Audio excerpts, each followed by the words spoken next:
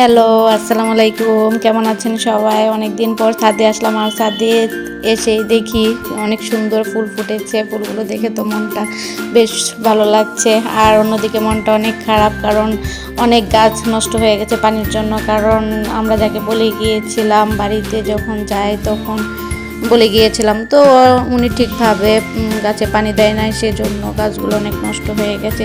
তো কি আর করা, ডালিম গাছ দেখছিলাম, ডালিম গাছেরও একটা ডালিম মিসিং, পাচ্ছি না। তো পরে দেখি নিচে পড়ে আছে। যাই হোক, লেবু গাছেও অনেক লেবু ঝরে পড়ে গেছে।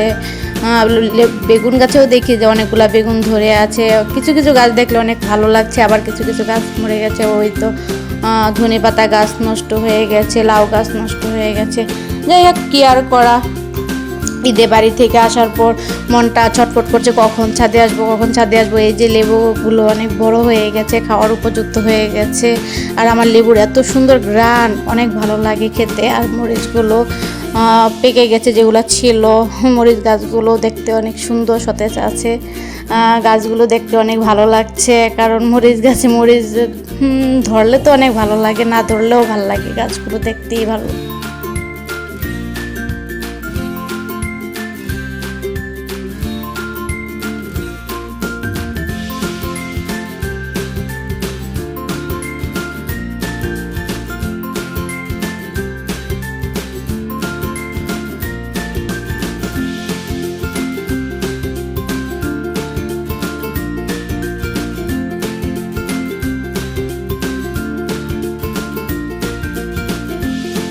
ঈদে বাড়ি থেকে আসার পর থেকে রাইসার জ্বর, তো তার বাবা তার জন্য নান, রুটি, চিকেন, চাপ, ফুচকা, চটপটি নিয়ে আসলো। মেয়ের মুখে যেন ভালো লাগে। মেয়ে বলে কথা, মেয়েরা তো বাবার কাছে সবসময় আদরের হয়ে থাকে।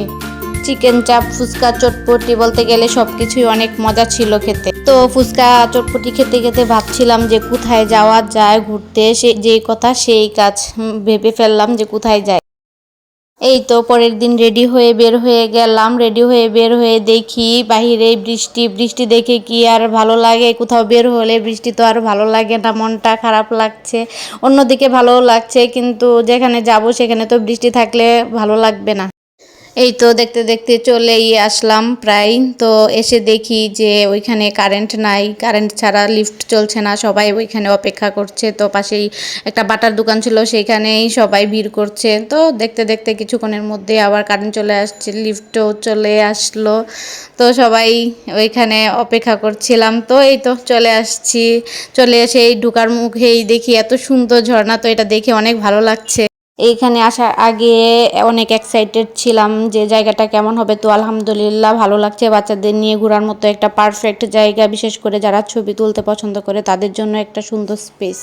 এই তো রাইসা সায়ান অনেক এনজয় করছিল, আবার বাইরে বিদ্যুৎও চমকাচ্ছিল। ও, আপনাদেরকে তো বলাই হয় নাই কোথায় আসলাম। এই তো আমরা চলে আসছিলাম হাওয়া রোফটপ রেস্টুরেন্টে। এখানকার পরিবেশটা আমার কাছে বেশ ভালো লেগেছে।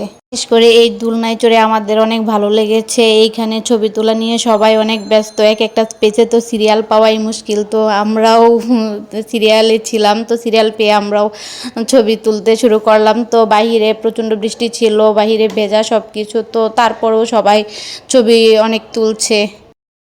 বাহিরে তো অনেক বিদ্যুৎ চমকাচ্ছিল, এর মধ্যে মানুষের অনেক ভিড়ও ছিল। তো সবাই একসাথে হয়ে গেছিলো, কারণ বাইরে টিপটিপ বৃষ্টিও হচ্ছিল। তো কি আর করা, সবাই তো এখানে এনজয় করার জন্য এসেছে, আমরাও এখানে অনেক এনজয় করছিলাম। এই তো ছবিও তুলছিলাম, কারণ কি আর করা, বারবার তো আর এখানে আসা যাবে না। আসছি সেজন্য ছবিও তুলে নিলাম বৃষ্টির মধ্যেই। এইখানে শুধু আমরা মা মেয়ে, কারণ বাবা ছেলে ছবি তুলতে তেমন একটা পছন্দ করে না। তাও ধরে বেঁধে কয়েকটা ছবি তুলেছিলাম। তো তারা বাবা ছেলে আলাদা আলাদা এনজয় করছে, আমরা মা মেয়ে আলাদা আলাদা এনজয় করছি। তো এই যে সুন্দর একটা ঝর্ণায়, ঝর্ণাতেও আমরা ছবি টবি তুললাম। তো ভালো লাগছে। এই যে ঢোকার মুহূর্তে একটা ল্যাম্পের মতো সুন্দর ডেকোরেশন করা, অনেক ভালো লাগছিল। তো এইখানে একটা মিরর ছিল, এইখানে তো সবাই ছবি তোলার জন্য এত এক্সাইটেড ছিল, সবাই ছবি তুলছিল। আমিও ব্যতিক্রম না, আমিও ছবি তুলছিলাম। তো এই লেখাটা অনেক সুন্দর লাগছিল। রেস্টুরেন্টের ভিতরে জায়গাটাও সব ভরাট ছিল, জায়গা তো পাওয়াই যাচ্ছিল না, এরকম অবস্থা।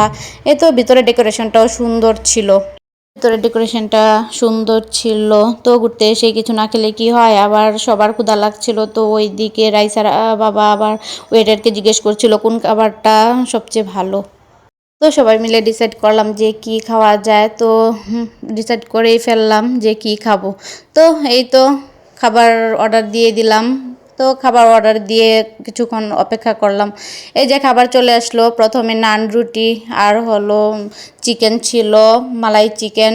তো খাবারটা এত বাজে ছিল, আমরা কেউ খেতে পারি নাই, কারণ এইগুলা খাবার দেখতে যেমন সুন্দর কিন্তু খাবার খেতে মোটেও ভালো না। জায়গাটা যেমন সুন্দর ছিল খাবার তেমনই বাজে ছিল। একটা বাজে এক্সপিরিয়েন্স হলো যে জায়গাটা এত সুন্দর খাবারটা এত বাজে, স্যুপটা তো আমরা কেউ খেতেই পারি না, এর ঘ্রাণে এত বাজে যে খাওয়ার মতো ছিল না। তো এই তো আমাদের ঘোরাঘুরি আজকের মতো এই পর্যন্ত। আল্লাহ হাফেজ।